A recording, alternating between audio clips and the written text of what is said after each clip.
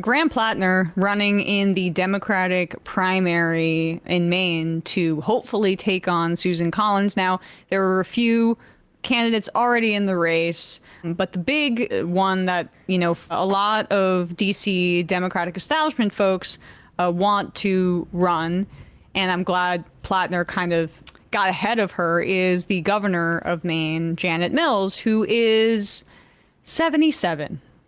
Also, the Maine Democratic Party has had a horrible record of putting up candidates to take on Susan Collins. Last cycle was 2020, and Biden won that race. And Susan Collins won by 8 points. How is that possible?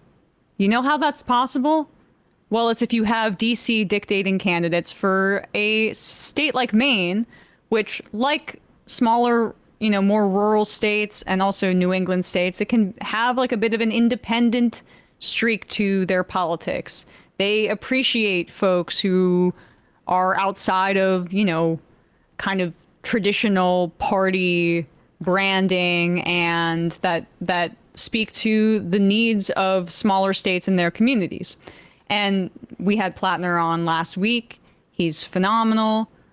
Immediately calling out the genocide in Gaza, class first politics, everything you could want. And we now know that he has Left-reckoning viewer. Yes, and the Majority Report viewer and caller at one point, oyster farmer. He's got the stuff, and he also has a great staff behind him now. We know that there's been some Zoran and Bernie carryover, and Bernie Sanders is going to rally with him over Labor Day weekend. As a Mainer, Brian, I would imagine you're as excited as anything. I'm going to be in Maine, so maybe I'll go. You should go. I'm going to be there anyway. Well, you have to know that you said that. Oh my gosh. I mean, I'm sure you could get an in now that we have a MR listener who is getting this kind of profile. It's very exciting. We've texted a little bit. Oh, God. All right. Okay, flex. Flex on him. Yeah, Mr. Celebrity over here.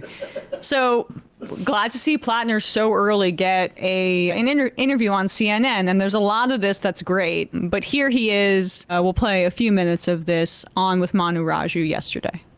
Thank you very much for having me this morning. No problem. Democratic leaders here in Washington, they're desperate, really, to beat Susan Collins in their quest for the majority. But they're looking at your state's Democratic governor, Janet Mills. They think she would be the best candidate if she runs. So why shouldn't the party consolidate around a battle-tested two-term governor who has proven repeatedly she can win statewide? Battle-tested. How old is she? 77? Exactly. I think that battle was World War I. I mean, that's the thing is I'm always fascinated by World War I history, where the Brits thought they could bring old wooden ships that they'd been patrolling the Atlantic with for the last 100 years into war, and then it's oh no, we got submarines now. You're not built for this, actually. Let's see, Janet Mills, 77 years old now. Battle tested. She's got battle scars. Oh wait, those are just wrinkles because she's nearly 80 years old. The War of 1812. I mean, so she's born on December 30th. She'll be 78 by the end of 2025, meaning that if she were to win, she would start her 6-year term at 78 years old. 78 battle-tested years. Sorry to be ageist, but Dianne Feinstein was crushing it at, 106? You gotta question the Democratic insiders that after what we just experienced with Biden clinging onto power and giving a runway for Donald Trump to do a fascist authoritarian takeover of the United States, that perhaps some of these Democratic insiders might take a breath and think and have some introspection about putting up a 77-year-old for a Senate position. Battle-hardened 77-year-old. She had one soundbite that "We'll see you in court." She's like the Hawk Tuah of this, of the DNC. Oh, right. She's "We'll see you in court" later. We'll see you in court. Okay. She had one soundbite, and now the DNC is like, "Oh yeah." That's all we need. All we need is one viral moment to propel you. Just ask Kamala Harris at the debate. Oh, wait. Ask Hillary Clinton when she got her big two phones moment. And everyone's like, well, this is our next president. I would say here's another one. Seasoned. Seasoned. That's a euphemism. Yeah, like a cast iron. Battle hardened.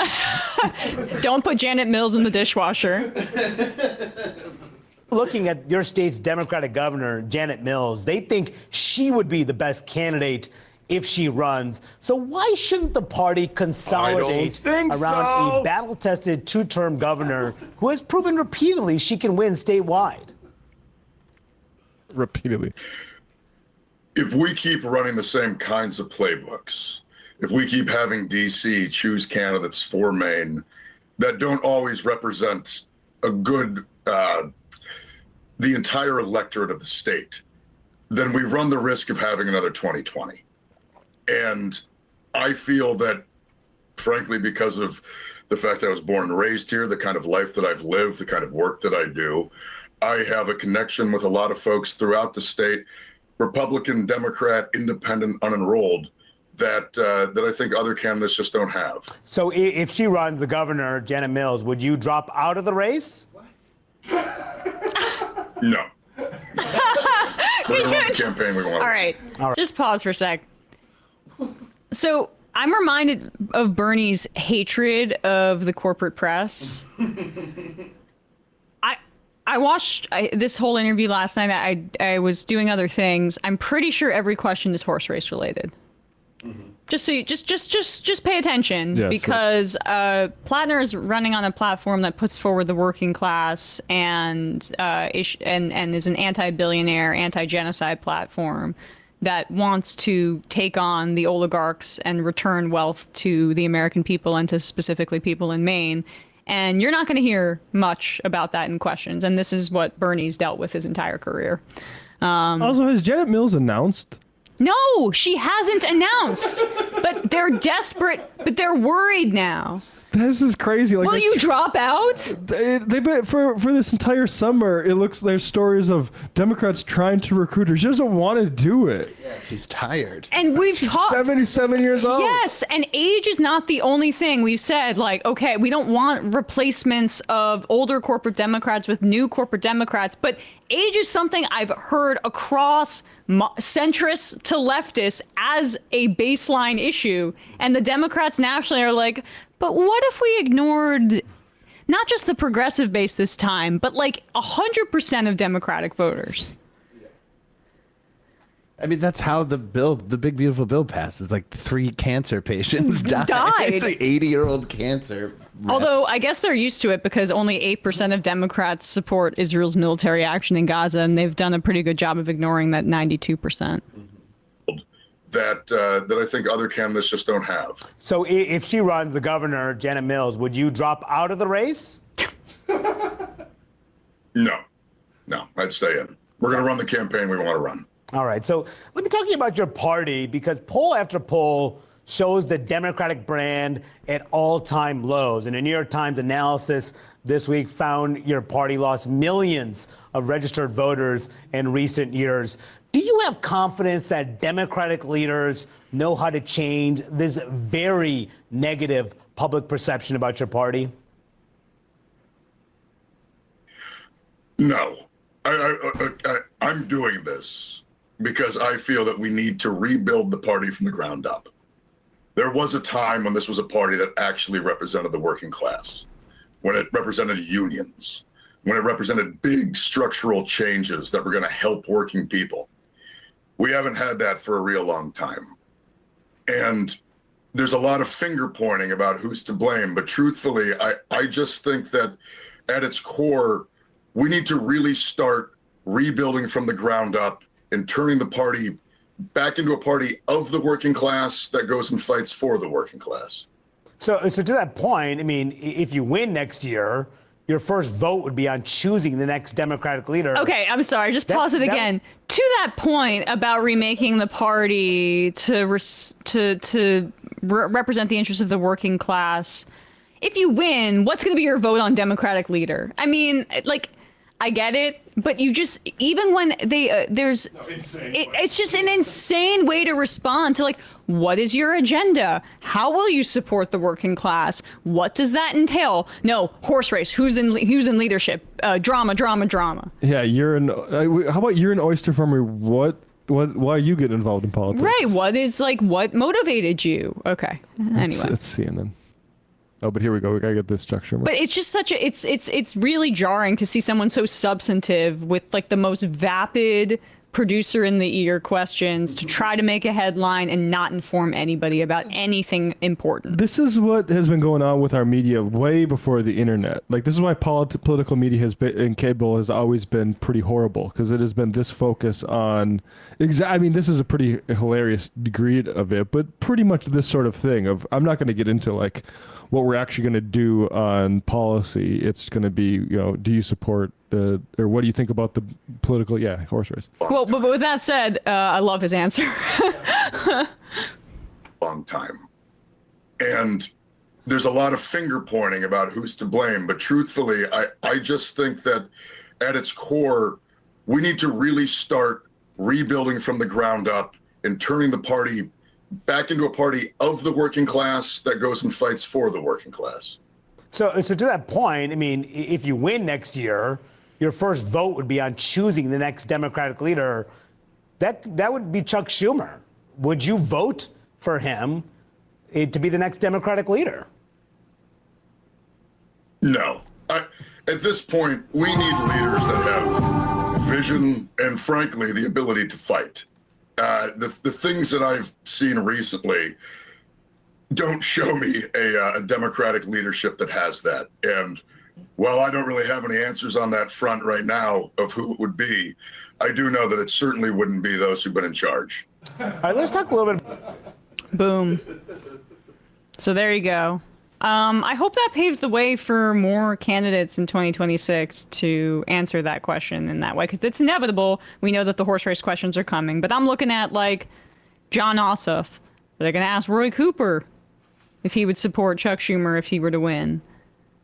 These are essential questions. And honestly, if you're a guy like Ossoff or Roy Cooper, who has already been a part of like the Democratic Party, and you want to differentiate yourself from the rotten and deeply unpopular establishment of the party, saying you want to change in leadership is kind of a cheap way to do it, huh?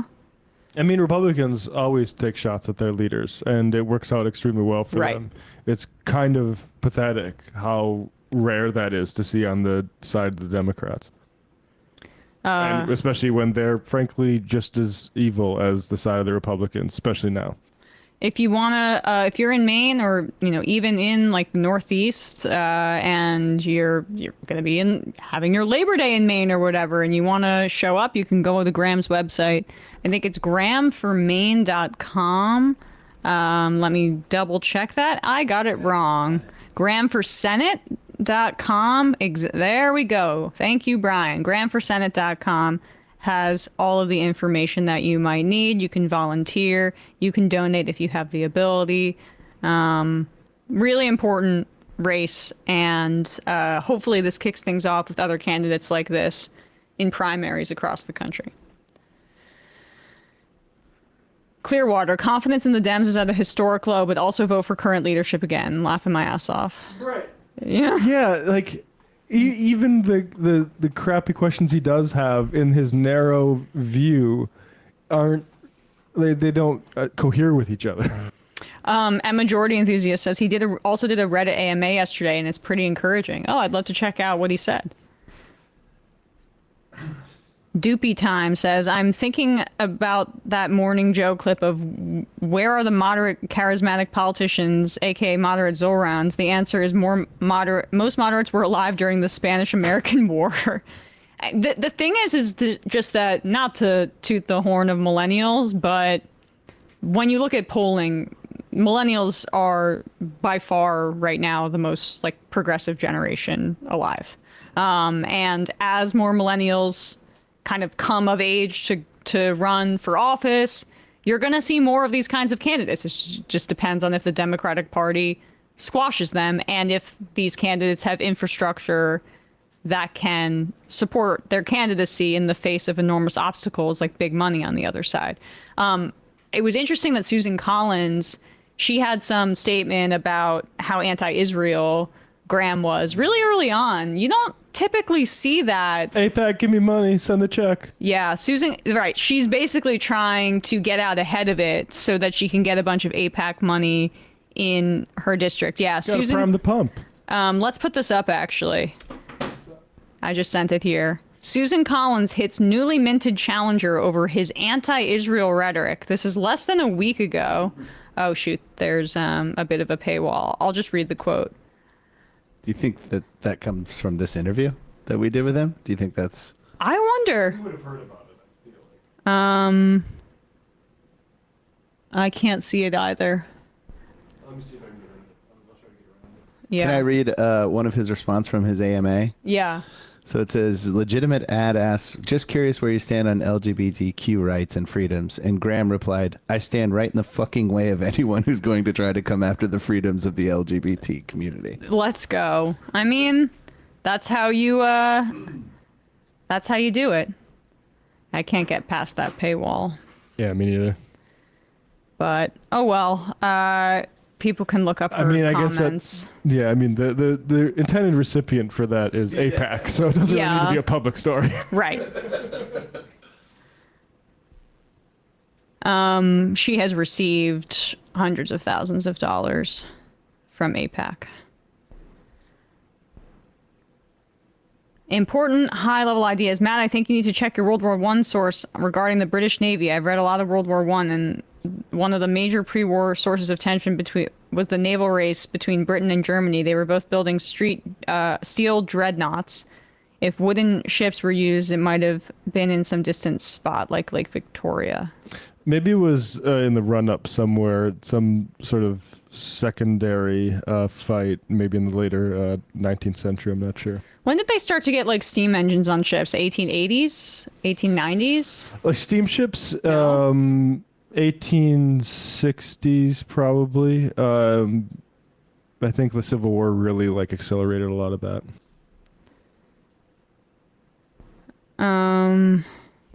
There we go. Mr. Now, y'all should talk to Kat Abu Ghazala running for Illinois' 9th. Definitely fits the Zoran Graham mold. And a shout out to my girlfriend Tara for listening to the show today. Shout out to Tara. We should. I tried to do that when we were in Chicago, but I think I got sucked into the gravitational pull of Hassan, meaning we basically, We almost did it through that Yes. connection, but it turns out Chicago is a giant city that takes sort of hours to get across. Right. And she was doing like a tour of the city. And by that point, when we were going to meet up with her, she was like an hour north of where we were. So it just didn't make sense. The district she's running for, is that Chicago?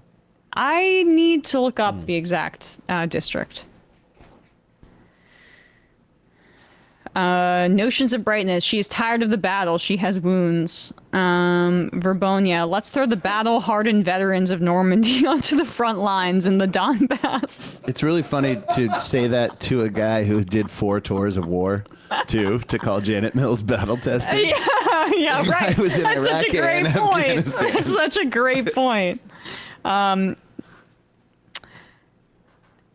Skid Mark Twain Pokemon go to the polls. Always a good reminder of that. Chevron, Janet Mills made a call against state municipal power initiative Pine Tree Power, which was pretty uncalled for. Hopeful One says, I'm 64 and cannot imagine having enough gas in my tank to be a senator, although it seems like they have a lot of time off.